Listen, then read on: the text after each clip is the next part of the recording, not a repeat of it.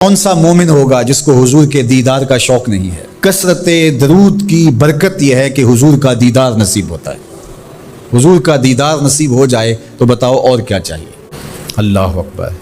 فرمایا جو میرے اوپر ایک مرتبہ درود بھیجتا ہے اللہ اس پر 10 رحمتوں کا نزول فرماتا ہے۔ اور ایک حدیث میں آیا جو ایک مرتبہ میرے اوپر درود بھیجتا ہے اللہ اس کے 10 گناہ معاف کرتا ہے، 10 درجے بلند کرتا ہے اور 10 رحمتوں کا نزول فرماتا ہے۔ تو درود پڑھا حضور پہ کام اپنا بن رہا ہے۔ تو درود پڑھنے سے انسان کا باطن سنورتا ہے، اندر پاکیزگی نصیب ہوتی ہے، گناہ دھلتے ہیں، عیب دھلتے ہیں، پریشانیاں ختم ہوتی ہیں، مصیبتیں، آلام، مصائب، دکھ، ٹینشن، پریشانی جو کچھ بھی ہے یہ ختم ہوتا ہے۔ اور درود پر سکون بنا دیتا ہے انسان کو۔ راحت بخش ہے وظیفہ، سرور انگیز ہے یہ وظیفہ، نور بیز ہے یہ وظیفہ، ماحول میں شگفتگی پیدا کر دیتا ہے۔ اگر درود شریف پڑھو گے تو تمہاری بہت ساری پریشانیاں ختم ہو جائیں گی، تمہارے دکھوں کا مداوع ہوگا، تم ریلیکس ہو جاؤ گے درود پڑھنے۔ یہ درود شریف کی برکات ہیں۔ ایک مرتبہ درود پڑھنے سے 10 رحمتیں نازل ہوتی ہیں، اور جو بار بار حضور پہ درود پڑھتا ہے تو بتاؤ کہ کتنا بڑا ذخیرہ رحمتوں کا اس کے اطراف میں پھیل گیا۔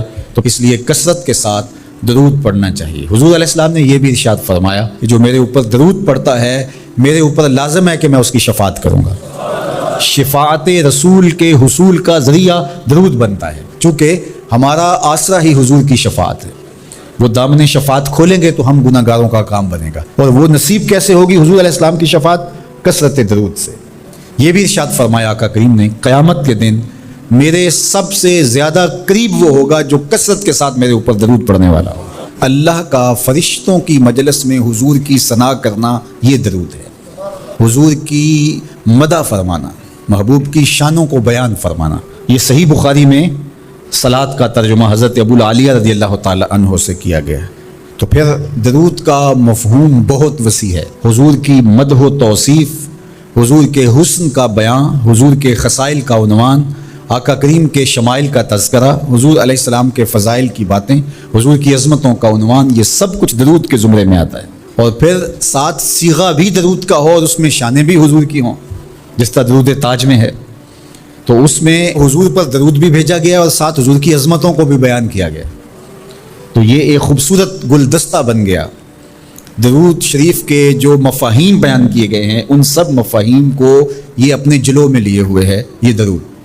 تو کثرت کے ساتھ حضور علیہ السلام پر درود پڑھنے کی تلقین فرمائی گئی۔ حضرت ابی بن کعب رضی اللہ تعالیٰ عنہ فرماتے ہیں کہ آقا کریم نے ترغیب دی درود شریف پڑھنے کی، باقی امور اور عبادت، ذکر فکر تو میں نے عرض کی۔ ارشاد فرمائے کہ میں آپ پر کس مقدار میں درود پڑھوں، کتنا وقت، کتنا درود پڑھوں؟ تو آقا کریم نے فرمایا ما شئت، جتنا تم چاہو۔ فرماتے ہیں میں نے کہا میں چوتھا حصہ درود پڑھوں گا، باقی 3 حصے دیگر عبادات اور دیگر وظائف اذکار بجا لاؤں گا۔ فرمایا جس طرح تم چاہو، جو تمہاری مرضی، لیکن اگر درود کی مقدار کو بڑھا دو تو تمہارے لیے بہتر ہوگا۔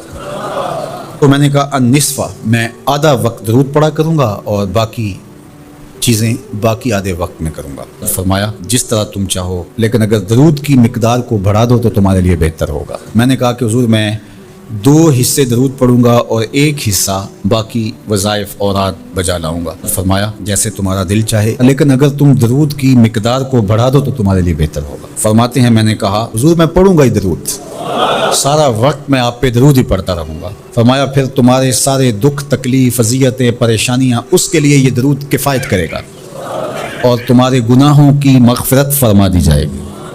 تمہاری پریشانیاں، تمہاری اذیتیں، تمہارے دکھ، دور موجود میں لفظ بولا جاتا ہے ٹینشن، تمہاری ساری ٹینشن، تمہارے سارے معاملات حیات کی بے ترتیبیاں، پریشانیاں، دکھ، اذیتیں، سب کچھ ختم ہو جائے گا۔